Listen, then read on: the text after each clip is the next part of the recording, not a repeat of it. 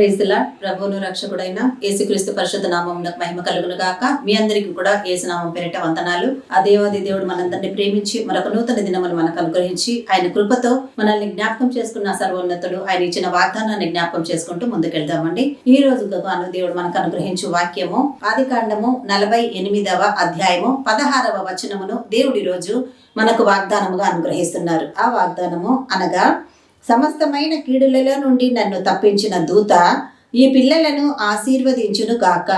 నా పేరును అబ్రహాము ఇస్సాకులకును నా పితరుల పేరును వారికి పెట్టబడును గాక. భూమి యందు వారు బహుగా విస్తరించుదురు గాక అని చెప్పెను. దేవుడు అంటున్నాడు, సమస్తమైన కీడులో నుండి నిన్ను తప్పించిన ఈ దూత ఈ పిల్లలను ఆశీర్వదించును గాక అని దేవుడు ఈరోజు మనతో మాట్లాడుతున్నాడండి. అంటే మనం ఎప్పుడు చూడు మనం ప్రార్థన చేస్తేనే మన పిల్లలు ఆశీర్వదించబడతాము, మనం మొరపెడితేనే వాళ్ళు దేవుని దగ్గర దీవెనలు పొందుకుంటారు. ఎందుకంటే వాళ్ళు చిన్న పిల్లలు కాబట్టి వాళ్ళకు తెలియదు. వాళ్ళు చేసుకున్నా కూడా మనం నేర్పిస్తున్నాం అన్న దృష్టితోనే వాళ్ళకు నేర్పిస్తాం. ఆ తర్వాత మనం వాళ్ళని ప్రార్థన చేసుకోండి అని చెప్తాం. అయినా కూడా తల్లిదండ్రులం ఆ పిల్లలను గురించి ప్రార్థన చేయడానికి దేవుడు మనకు నేర్పిస్తూ ఆయన అంటున్నాడు. దేవుడు అంటున్న మాట ఏమై ఉందంటే, సమస్తమైన కీడులలో నుండి నన్ను తప్పించిన దూత ఈ పిల్లలను ఆశీర్వదించును గాక. ఇంతకు ఈ మాట ఈ సందర్భం ఎక్కడ నుంచి వచ్చింది వాక్యం అని అంటేనండి, యోసేపు తన తండ్రి అయినటువంటి యాకోబును కలవడానికి అక్కడికి వెళ్ళినప్పుడు ఎఫ్రాయిము మనష్షే అనన్న అతని కుమారులను ఇద్దరిని కూడా తీసుకొని అక్కడికి వెళ్తాడండి. అప్పుడు ఆ తండ్రి యాకోబు చాలా సంతోషపడతాడు. అతన్ని చూసి సంతోషపడి ఆ సమయంలో అంటాడు, నానా నువ్వు ఐగుప్తులో ఉండి ఎంతో గొప్పగా తయారైనావు, నువ్వు ఉన్నావో లేవో మాకు తెలియదు, కానీ నీ పిల్లలనైతే దేవుడు సజీవుల లెక్కలో నిలిపి నీకు ఇచ్చి ఉన్నాడు. ఈ రోజు నువ్వైతే వెళ్ళిపోయిన తర్వాత నువ్వు ఉన్నావో లేవో అని నేను అనుకున్నా ఒక తండ్రిగా, కానీ ఈ రోజు నీ బిడ్డలను కూడా చూసే భాగ్యాన్ని దేవుడు నాకు ఇచ్చాడు అని యాకోబు తన కుమారుడైన యోసేపుతో మాట్లాడి, ఆ పిల్లలను నా దగ్గరికి తీసుకొనిరా, నేను వారిని ఆశీర్వదిస్తాను అని చెప్తాడు యాకోబు. అప్పుడు యోసేపు కూడా తండ్రి ప్రేమను అందుకొని ఎన్నో సంవత్సరాల తర్వాత చూడ్డాం కదండి, అంత ప్రేమ ఆ తండ్రి కురిపిస్తుంటే ఆ ప్రేమలో ఆ బిడ్డలను అతనికి దగ్గరగా నడిపిస్తాడు. వెంటనే అతను వాళ్ళిద్దరిని ఆశీర్వదిస్తాడు. ఆ సందర్భంలో ఇప్పుడు చదవబడిన వాక్యమే మనం ధ్యానిస్తున్నామండి. దేవుడు మనకి ఇస్తున్నాడు. అప్పుడు సమస్తమైన కీడులలో నుండి నన్ను తప్పించిన దూత ఈ పిల్లలను ఆశీర్వదించును గాక అని యాకోబు సెలవిస్తున్నాడు. అంటే ఎన్నెన్నో కీడుల నుంచి, ఎన్నెన్నో బాధలు, ఇరుకు ఇబ్బందుల నుంచి దేవుడు నన్ను తప్పించాడు, ఈ పిల్లలను కూడా దేవుడు ఆశీర్వదించును గాక అని యాకోబు చెప్తున్నాడు. ఆ తర్వాత నా పేరును అబ్రహాము ఇస్సాకులను నా పితరుల పేరును వారికి పెట్టబడును గాక. భూమి యందు వారు బహుగా విస్తరించుదురు గాక అని సెలవిస్తున్నాడండి. అంటే తన తాత చేత ఆశీర్వదించబడిన బిడ్డలను గూర్చిన వాగ్దానము వాక్యము ఈ రోజు దేవుడు మనకు అనుగ్రహిస్తున్నాడండి. భూమి మీద వారు విస్తరించుదురు గాక అని దేవుడు ఈరోజు మనకు వాగ్దానం ఇస్తున్నారు. అంటే ఆ తాత అయిన యాకోబు యోసేపు కుమారులైన ఆ ఇద్దరిని మనష్షేను ఎఫ్రాయిమును అతను ఆశీర్వదిస్తూ అని అంటున్నాడు, సమస్తమైన కీడులలో నుండి నన్ను తప్పించిన దూత పిల్లలను కూడా దేవుడు ఆశీర్వదించును గాక. నా పేరును అబ్రహాము ఇస్సాకులకును నా పితరుల పేరును వారికి పెట్టబడును గాక. భూమి యందు వారు బహుగా విస్తరించుదురు గాక. ప్రియ దేవుని బిడ్డ, నువ్వు దేవుని చేత విస్తరించబడాలనుకుంటున్నావా? భూమి మీద ఉండి దేవుడి కార్యములను చూస్తూ ఆయన నామ మహిమార్థముగా జీవించి ఆయన గణపరచాలనుకుంటున్నావా? నువ్వెంతగా దేవుని చేత ఆశీర్వదించబడి ఉన్నావో నిన్ను బట్టి నీ బంధు జనాంగమైనా, నువ్వున్న అన్యులైనా, వేరే ఎవరైనా కూడా నిన్ను బట్టి దేవుని మహిమపరచాలని నువ్వు ఇష్టపడుతున్నావా? ముందు నువ్వు తెలుసుకోవాల్సింది ఏంటిదంటే, తరతరముల దీవెన ఆనాడు అబ్రహాము దేవుడు, ఇస్సాకు దేవుడు, యాకోబుల దేవుడు ఈ రోజు మనల్ని ఆశీర్వదించి మన దగ్గరకు వచ్చి ఆయన మనతో మాట్లాడుతూ చెప్తున్నటువంటి మాట, ఆ తరతరముల దేవుడు ఈ రోజు మనకు తండ్రిగా నిలిచి మనల్ని ఆశీర్వదించడానికి వచ్చి మనతో చెప్తున్నటువంటి మాట, భూమి మీద మీరు విస్తరించుదురు గాక అని, వారు బహుగా విస్తరించుదురు గాక అన్న వాగ్దానాన్ని మనకి ఇస్తున్నాడు. అంటే దేవుడు ఈ దినాన్ని నీకు ఇచ్చి ఉన్నాడు, ఈ నూతన సంవత్సరం నిన్ను నడిపించాడు అని అంటే నిన్ను బహుగా విస్తరింప చేయడం ఆ పరలోక తండ్రికి తన చిత్తమై ఉన్నదండి. ఆయన యొక్క ప్రణాళిక ఏముంది? ఆ వాక్కును కానీ, ఆ వాగ్దానాన్ని కానీ, ఆ ఆశీర్వాదాన్ని కానీ నువ్వు స్వతంత్రించుకోగలుగుతున్నావా?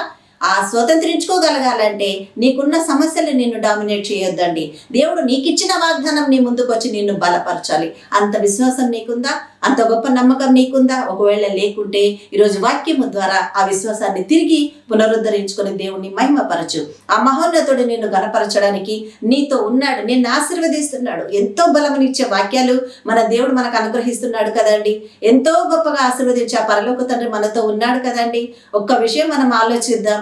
మనకి ఎన్ని కష్టాలు వచ్చినా, ఎన్ని శ్రమలు వచ్చినా, ఎన్ని శోధనలు వచ్చినా మనం పరిగెత్తుకొని రాగలిగిన ఒక వ్యక్తి మనకు ఉన్నారు అని అంటే అది మన తల్లిదండ్రుల్లో, మన తోడబుట్టిన వారు, మన బిడ్డలో, మన భర్తలో, లేక మన బంధువులో, ఇంకొకరో స్నేహితులో కాదండి. ఎవరున్నారండి?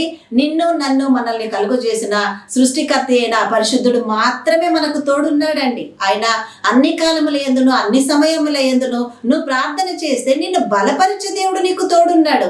నిన్ను ఆదరించే పరలోక తండ్రి నీకు తోడున్నాడు. అన్ని విని సైలెంట్ అయిపోయే దేవుడు కాదండి. నీ మొరలకు జవాబిచ్చే దేవుడు ఉన్నాడు. ఆయన నీ విజ్ఞాపనలను విని నిన్ను ఆశీర్వదించే పరలోక తండ్రి నీకు తోడున్నాడు. మరి ఆ ధైర్యం లేదా మనకు? మనం చెప్తే వినే దేవుడు కదండి. మనం అడిగితే జవాబిచ్చే దేవుడు కదండి. మనం పరిగెత్తుకొని వెళితే అక్కున చేర్చుకుని ఆదరించే పరలోక తండ్రి కదండి. అందుకే తల్లి మరచినా, తండ్రి విడిచినా నేను నిన్నెన్నడూ విడువనని వాగ్దానం ఇస్తున్నాడే. నిన్ను నేను ఎడబాయనని చెప్తున్నాడే. ఒక్కసారి జ్ఞాపకం చేసుకో సహోదరి. ఈరోజు నీ బాధల వలన నువ్వు దేవుని మహిమను గుర్తించలేకపోతున్నావేమో. నీ కష్టాలను బట్టి నువ్వు దేవుడు ఎన్నో కార్యాలు చేసి ఉన్నప్పటికీ కూడా జరగలేని ఈ కార్యాన్ని బట్టి నువ్వు కృంగిపోతున్నావేమో. కాదు, ఈరోజు నా దేవుడు నీ దగ్గరకు వచ్చి నీతో మాట్లాడుతున్నాడు. నిన్ను, నీ సంతానాన్ని భూమి మీద బహుగా విస్తరింప చేయబోతున్నాడు. ఆ దీవెనను పొందుకోవాలంటే తిరిగి నువ్వు యేసయ్య దగ్గరికి రాగలవా? ఆయన చేసే కార్యాలను నువ్వు అందుకోగలవా? ఆయన వైపున నీ విశ్వాసమును స్థిరపరిచి ఆ మహిమోన్నతుడైన ఆ దేవుని పాద సన్నిధిలో తిరిగి నువ్వు విశ్వాసములో నువ్వు కూడగట్టుకోగలవా? దేవుని బిడ్డ, ఈరోజు నీతో దేవుడు మాట్లాడుతున్నాడు. మా దేవుడు నిన్ను దర్శించడానికి దిగి వచ్చాడు. బ్రదర్, ఎన్నో సంవత్సరాల నుంచి నాకు ఆన్సర్ రావట్లేదు. ఎన్నో సంవత్సరాలుగా నేను ఎన్నెన్నో బిజినెస్లు చేస్తున్నా, ఎందులో నాకు సక్సెస్ లేదు. నేను ఏ పని చేసినా అన్నిట్లో ఫెయిల్యూర్ అయిపోతున్నాను అని అనుకుంటున్నారా? ఒక్కసారి యేసయ్య చేతులకు అప్పగించి చూడండి. నిన్ను బహుగా విస్తరింప చేస్తానన్న మాట అబద్ధం కాదు కదండి. నిన్ను బలపరచడానికి, నిన్ను ఆదరించడానికి, అత్యధికముగా నిన్ను భూమి మీదనే విస్తరింప చేయడానికి దేవుడు నిన్ను ఎన్నుకున్నాడు అని అంటే ఆ ప్రణాళిక నీ పట్ల నెరవేర్చబోతున్నాడనే కదా. మరి ఆ ప్రణాళిక నెరవేర్చబోతున్నాడంటే నువ్వు చేయాల్సింది, దేవుడు నన్ను ఆశీర్వదించేశాడు, నన్ను విస్తరింప చేశాడు, ఆ దేవాది దేవుడు మహిమ పొందుతున్నాడని నువ్వు తెలుసుకొని ఆ సర్వోన్నతిని కనపరచాలి. కాబట్టి ధైర్యంగా ముందుకు కదలండి. దేవుడు అనేకులు ఎదుట నిన్ను తన జనాంగముగా, తన బిడ్డలుగా ఆశీర్వాదముతో నింపి చూపించబోతున్నాడు. ఆయన మహిమ పొందడానికి కాదు, ఆయన ప్రేమను బట్టి నువ్వు ఆ స్థితిలో నుంచి బయటికి రావడానికి దేవుడు నిన్ను ఆశీర్వదిస్తున్నాడు. కాబట్టి ధైర్యంగా ఉందాం. ఏ విషయానికి మనం భయపడాల్సిన పని లేదండి. అందుకే భూమి మీద నా పేరును వారికి పెట్టబడను గాక, భూమి యందు వారు బహుగా విస్తరించుదురు గాక అని దేవుడు ఈరోజు వాగ్దానముగా ఇచ్చి మహిమ పొందుతున్నాడు. నువ్వు విస్తరించాలి అని అంటే దేవునికి వచ్చి నీకు కావాల్సినవన్నీ ఆయన ముందు సెలవిచ్చుకోవాలి. విశ్వాసముతో అడగాలి. ఆయన చేసేదాకా కనిపెట్టాలి. అందుకే నీ విశ్వాసం ఎలా ఉండాలి? హెబ్రీ పత్రిక 11వ అధ్యాయం 1వ వచనంలో ఏమంటున్నాడు ఆయన?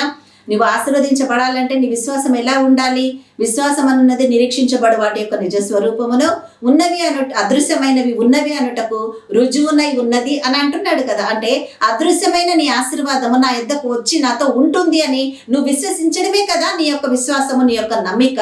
నీ నమ్మకమే నీ విశ్వాసముగా మార్చి దేవుడు నిన్ను నడిపించబోతున్నాడు. నువ్వు దేని గురించి అయితే నిరీక్షిస్తున్నావో అది నిజ స్వరూపము దాల్చుకుని నీ ముందుకు రాబోతుంది. ఉన్నవి లేనట్టుగా, లేనివి ఉన్నట్టుగా చేసి ఆ సర్వోన్నతునికి అసాధ్యమైనది ఏది లేదు అని దేవుడు సెలవిస్తున్నాడు. ఆ విశ్వాసం నీకుందా? ఆ నమ్మకం నీకుందా? నీకుంటే ఈ రోజే నిన్ను భూమి మీద బహుగా విస్తరింప చేయబోతున్నా ఆ సర్వోన్నతునికి కృతజ్ఞతలు చెప్తూ ముందుకు కదిలితే, విశ్వాసములో నిలిచి ఆయన్ను కనపరచగలిగితే, అట్టి విశ్వాసంలో అందుకొని అనేకులలో ఆయన సాక్షిగా నిలబడగలవు. ఆయనను మహిమ పరచగలవు. అంతటి గొప్ప దేవుడు నీ ఎద్దకొచ్చి నీతో మాట్లాడి ఉన్నాడే. నిన్ను బలపరిచే అధికారం ఆయనకు మాత్రమే ఉంది కదా. నిన్ను ఆశీర్వదించే నిన్ను దీవించి లేవనెత్తకుండే ఆ యొక్క అధికారము కూడా ఆయన చేతుల్లోనే ఉన్నది కదా. ఆ అధికారము నువ్వు కలిగి ఉండాలి. నువ్వు స్వతంత్రించుకోవాలి అంటే నీ విశ్వాసములో ముందుకు కొనసాగాలి అని దేవుడు మనతో మాట్లాడుతున్నాడు.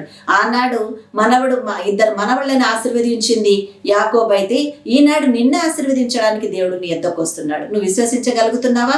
నువ్వు నమ్మగలుగుతున్నావా? నువ్వు నమ్మితే ఈ రోజు నుంచి నిన్ను భూమి మీద బహుగా విస్తరింప చేయబోతున్నాడు అన్న నా దేవుని వాక్కు నీ పట్ల నిజం అవ్వబోతున్నది. ఇటు కృప దేవుడి వాక్యం ద్వారా మనకు అనుగ్రహించును గాక. ఒక చిన్న ప్రార్థన చేసుకుందాం. హల్లెలూయా హల్లెలూయా హల్లెలూయా. దేవా నీకు స్తోత్రములు, వందనాలు తండ్రి. మమ్మల్ని మికిలిగా ప్రేమించిన మా ప్రియ పరలోకపు తండ్రి, మీకు స్తోత్రములు. విన్న వాక్యాన్ని మాలో నీరు కట్టి పాలింపచేయండి నా యేసయ్య. దేవా నీకు వందనాలు. మీరు దిగి వచ్చి ప్రభా ఈ రోజు నాయన మాకు ఇచ్చిన వాగ్దానాన్ని బట్టి మీకు వందనాలు. భూమి మీద నిన్ను బహుగా ఫలింప చేయబోతున్నానని నాయన నా దేవా ఈ రోజు ప్రభా వాగ్దానం ఇచ్చి బలపరిచారు. సహోదరి సహోదరులను ఆశీర్వదించండి.